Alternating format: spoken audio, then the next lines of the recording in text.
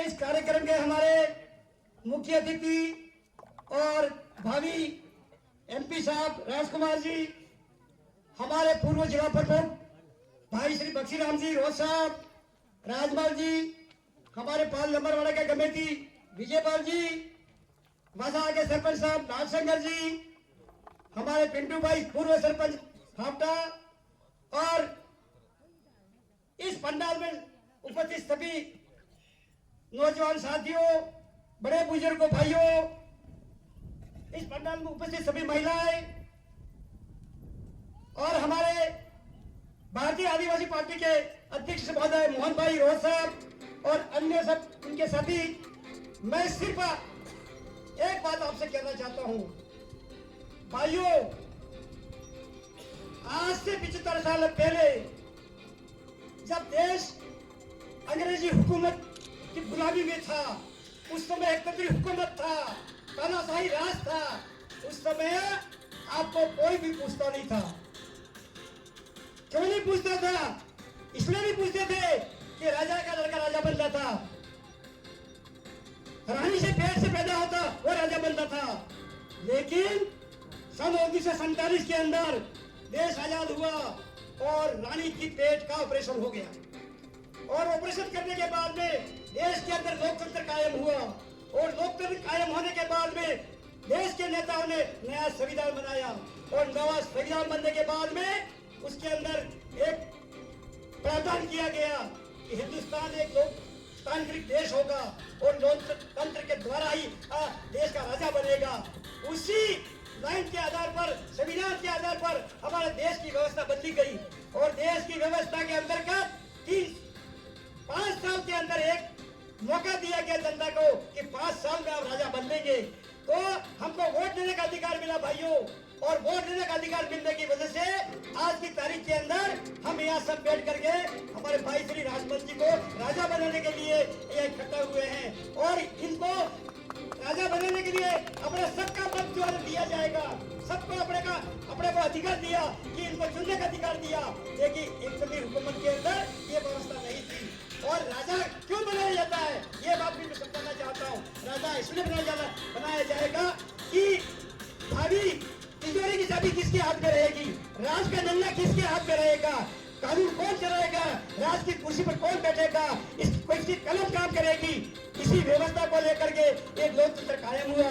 तो भाइयों, आज देश के अंदर लोकतंत्र है, और लोकतंत्र के अंदर अधिकार दिए हुए हैं। भारत का संविधान एक धर्मनिरपेक्ष संविधान घोषित किया गया है।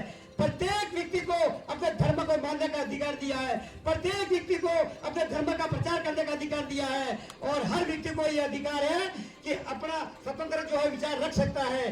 भाइयों, आज से 75 साल पहले आप इस तरह से इकट्ठे होकर के किसी राजा के खिलाफ में, किसी जागीरदार के खिलाफ में कोई बात नहीं कर सकते थे। लेकिन आज अपन सभी लोग इस मंच पर ये बैठ करके विचार कर रहे हैं कि अगला अपना राजा कौन बनेगा। इसी बात को लेकर के आज जो हमारे बीच में राजकुमार जी आए हुए हैं, तो मैं आपसे एक आह्वान करता हूँ। बोलने को तो बहुत कुछ है, हमारा संविधान जो है एक लचीला संविधान है। उस संविधान के अंदर कई ऐसी धाराएं रखी गई है कि अपना आदिवासी लोगों को पहले कोई अधिकार नहीं थे, और दलित लोगों के कोई प्रावधान नहीं थे।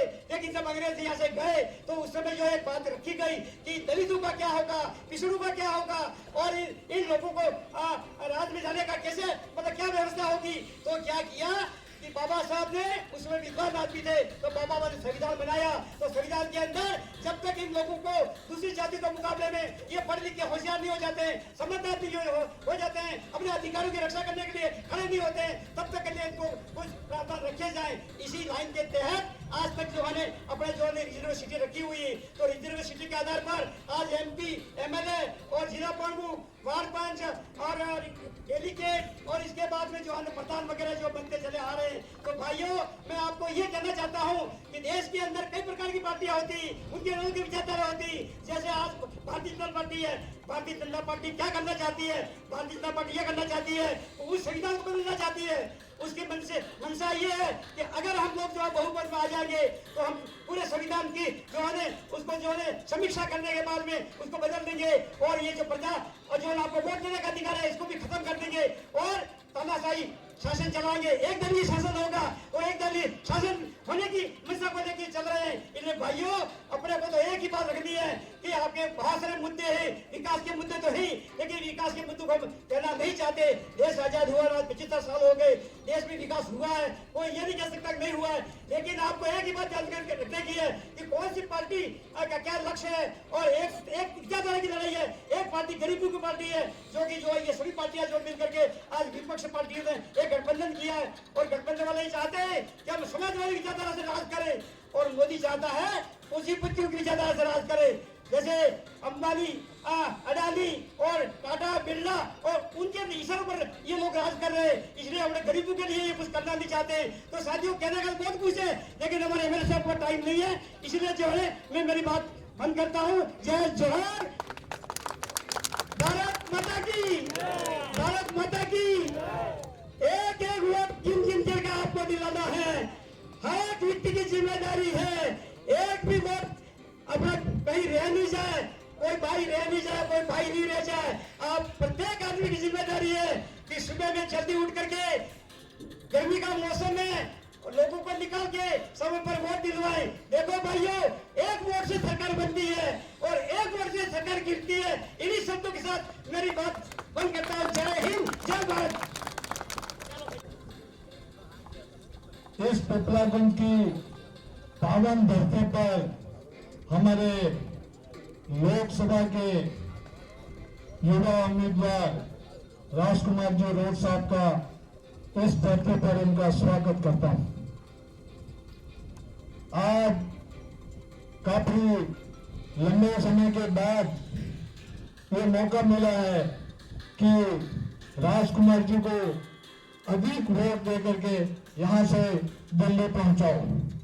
अगर राजकुमार जी एमएलए नहीं बनते तो विधानसभा में कई सवाल जो उठाए वो उठते नहीं। आज आपको मैं बता दूं, बीजेपी जो पार्टी है वो बड़े बड़े पेट वालों की पार्टी है, धनवानों की पार्टी है, गरीबी की पार्टी नहीं है। वो चाहते हैं कि अगर 400 पार हो जाता है, 400 प्लस हो जाता है तो संविधान को इधर उधर नष्ट करने की उनकी प्लानिंग चल रही है। आपको मैं एक बात और बता दूं कि मोदी ने कहा है कि आप रिजर्वेशन મને સત્ય ની ગમતું હોય। આ રિઝર્વેશન આદિવાસીનું જે મળે ને એ કેમ મળે એ મને ગમતું નહીં है। आज मैं आपको कान खोल के मतलब दिमाग लगा करके इस बात को देख लो, सुन लो, विचार कर लो। एक भी वोट कहीं पर भी नहीं जाना चाहिए। विधानसभा में जो वोट पड़े 70%, मैं चाहता हूं कि लोकसभा में 80%, 85% होना चाहिए। जितना परसेंटेज ज्यादा होगा इतना अपना आदमी यहाँ से जीत कर जावे दिल्ली। और अपने जो रिजर्वेशन की जो बात है, संविधान में जो लिखा है, जो धरातल पर लागू नहीं हुआ है, वो बात ये दिल्ली जाके लड़ेंगे और अपनी वकालत करेंगे। इन्हीं शब्दों के साथ जय हिंद, जय भारत, जय जोहार।